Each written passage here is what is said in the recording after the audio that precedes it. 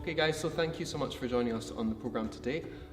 We are very blessed to have Andy and Tanner from the States, from Tennessee, and they have a charity called Uplift Appalachia. Guys, thank you so much for joining us today. Thank you. We know that you're over here in Scotland on a mission of sorts, so do you want to just tell us a little bit about yourselves and what you guys are here to try and do? Sure. I am president of Uplift Appalachia. I'm also a psychology professor at a state university in Tennessee, and I do research in addiction and addressing particularly early childhood trauma and how that leads to addiction, but also helping to trauma-inform churches and other organizations, but very specifically as Uplift Appalachia, the churches themselves. Great. Yeah, and my title is executive director for Uplift Appalachia, but fancy. Really, I picked my own title because it felt really important. But I'm doing this because we had a small church plant for about 8.5 years in the town where we're from in Tennessee, and we had so many people that were a part of our community that were either struggling with addiction currently, had found recovery, were still experiencing homelessness, whatever it may be, and just became so passionate about helping people in that situation and seeing how effective the church can be.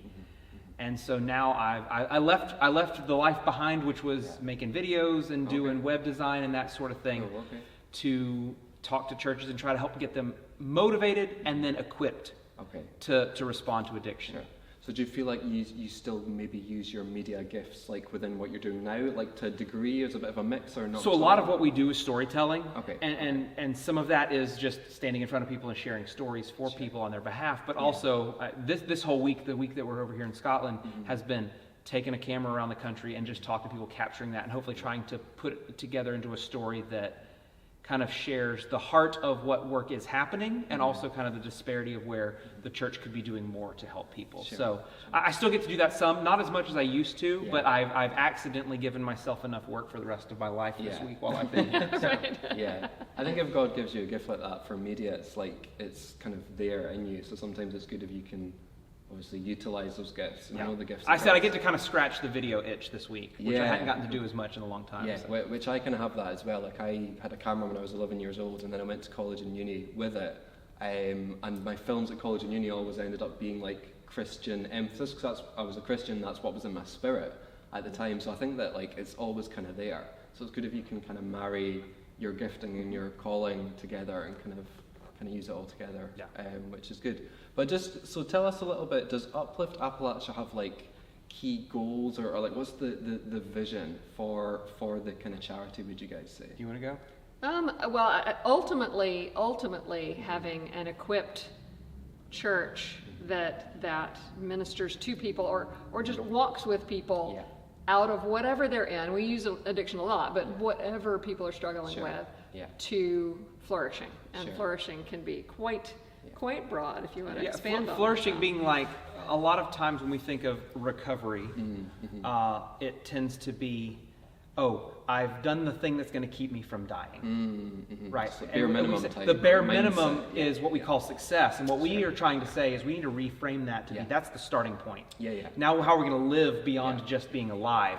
And so we're doing that by providing understanding of kind of what leads people into addiction, or what are some of the systemic problems that surround people's lives when they're finding their way into addiction or living just in a society that's filled with addiction, so we can be better understanding, knowing that if we understand all of those things well, we're going to want to do something, and then we can kind of follow up with options, help churches or individuals brainstorm ways that they can now respond in some really practical ways.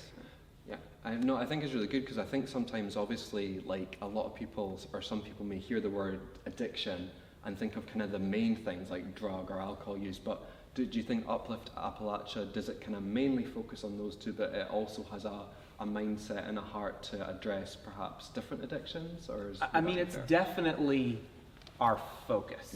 Because the numbers are just too staggering to say we can't be looking at specifically drugs use, but alcohol but other things as well are going to tie right in. And in the end, if as we're training people to respond to people with addiction, we also just teach people how to love people better as the church, Yeah. that's going to benefit everybody. Yeah. And so we're obviously not excluding people that say, I don't think I'm going to do addiction ministry. Yeah. We still say, come along, see how we're loving people, how we're serving people, and then see how you can apply that to your ministry. Because what we say is the stuff that we're talking about really does apply across the board. Sure. And so if you can just kind of open yourself up to the possibility of what's going to happen once I understand that, you might be surprised where God kind of takes you from there. Sure. Yeah. Anything to add to that, Andy? Or No, I just the it can be anything that you're filling your need for God with. It could be Facebook or alcohol or pornography or shopping or eating or whatever. It could be anything like that you're struggling with. So we talk about whatever you're struggling with.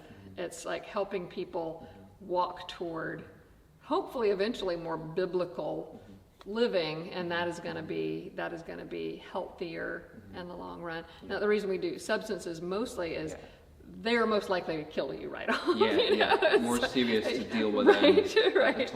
And there's some very specific things, the way that addictions grip you, that are more vivid and profound than the way some of the others are. Sure. But it also makes it easier to hide with some of the others, where that becomes harder and harder to hide with. Sure.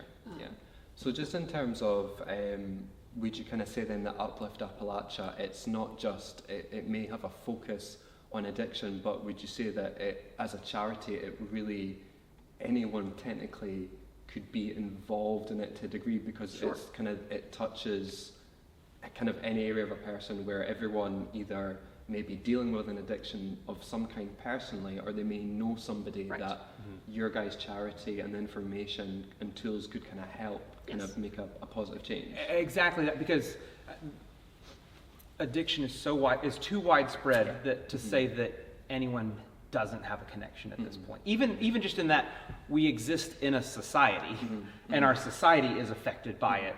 Therefore, we are connected to it, whether we want to, admit it or not. It's here, yes, we can help with any of those things. But really, it's, can we get the people that don't feel like they are connected to it to be excited about loving people in a way that's going to both help people who are struggling, and maybe even the people that aren't, but as you become more immersed in this kind of work, or at least immersed in this kind of understanding, you're gonna find yourself naturally drawn to people that need the church all the more. Yeah, definitely. Andy, anything to add to that? Or? No. That's a fine answer. You guys I was thinking on to the next things. You guys work really well as a team, which is great.